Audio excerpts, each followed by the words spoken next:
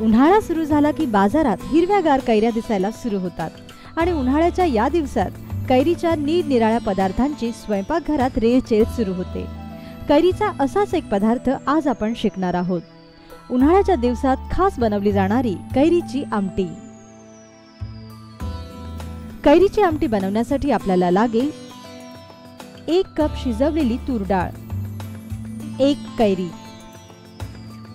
1 चिरलेला कांदा, 3 ते 4 सुक्या लाल मिरच्या, 4 ते 5 सुक्या खोबऱ्याचे काप, 8 ते 10 लसणाच्या पाकळ्या, 2 टीस्पून जिरे, 2 टीस्पून मोहरी, 2 टीस्पून लाल तिखट, 10 ते 12 कढीपत्ता, चवीपुरतं मीठ आणि फोडणीसाठी तेल।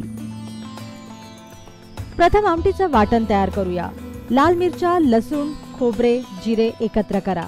त्यात लाल तिखट घाला आणि 1 कप पाणी घालून हे वाटण वाटून घ्या।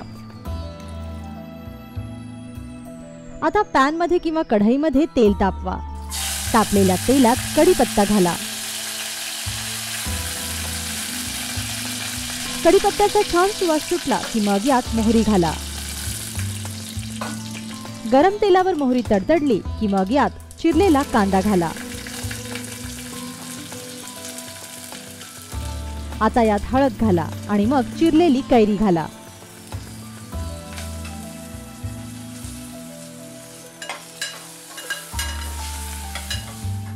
कैरी तेलावर भाजली की मग वाटलेलं वाटण यात घाला। हा मसाला तेलावर छान भाजून घ्या। मसाल्याला तेल सुटलं की समजा तुमचा मसाला भाजला। आता यात शिजवलेली डाळ घाला। 1 ते 2 कप पाणी घाला आणि आमटीला कड येऊ द्या।